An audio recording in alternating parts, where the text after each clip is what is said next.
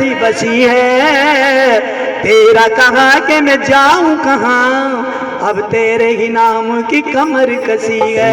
तेरा सहारा एक मुझे, दो सम नहीं कोई दूजा ऐसी है, ए हो पुकारी कहूँ मुरारी, अब मेरी हंसी नहीं तेरी हंसी है, अब मेरी हंसी नहीं तेरी हंसी है।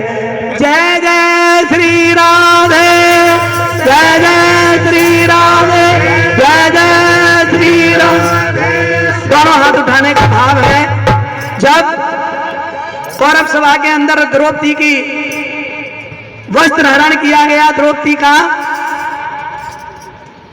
और काफी देर हो गई, सबके सामने पुकार की उसने, लेकिन जब किसी ने भी नहीं सुनी बात, तो भगवान श्याम सुंदर से डोर लगाई और भगवान श्याम सुंदर का सिंहासन हिला। जब सिंहासन हिला तो रुक्मणी ने कहा, महाराज ऐसा प्रतीत होता है कोई आपका भक्त, कोई आपका सेवक, कोई आपका चाहने वाला प्रेमी कष्ट में है, वो आपको याद कर रहा है। तो भगवान ने मुस्कुरा करके कहा, हाँ रुक्मणी मुझे मालूम है, द्रौपदी का वस्त्र हरण हो रहा है, उसका कौरव सभा में साड़ी उतारी जा रही है, वो मुझे पुकार रही है कि महाराज फिर विलंब किस बात का, आप जा क्यों नहीं रहे हो, वो तो आपकी बहन है रिश्ते में।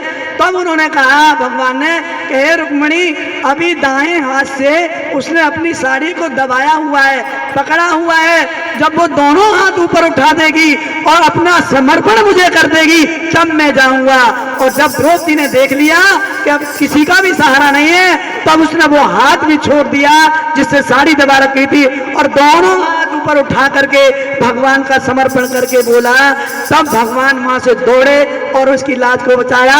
इसीलिए जिसने भगवान की समर्पण करना है, भगवान को अपने आप को समर्पण करना है, दोनों हाथ उठा करके बोलिए, जय जय श्री राधे, जय जय श्री राधे, जय जय श्री राधे।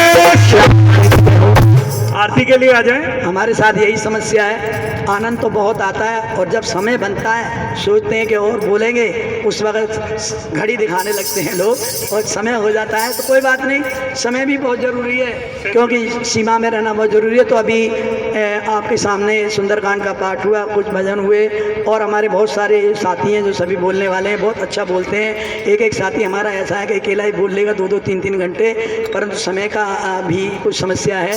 तो आपके सामने जैसा भी टूटा फूटा जो भगवान का नाम है, क्योंकि अगर देसी घी का लड्डू अगर टेढ़ा भी बन जाए तो उसके स्वाद में, टेस्ट में कोई फ़र्क नहीं आता है। तो हमारे से जो भी कुछ जैसा भी बन पड़ा, प्रभु के चरणारविंद में हाजिरी लगाइए। आपको अगर कुछ त्रुटि दिखाई दे हो तो हमें क्षमा करेंगे। और अभी आरती के लिए सभी अपने अपने स्थान पर खड़े हो जाएंगे। अब आरती होगी, आरती के बाद प्रसाद का वितरण होगा और फिर अपने अपने गृहों का प्रस्थान होगा।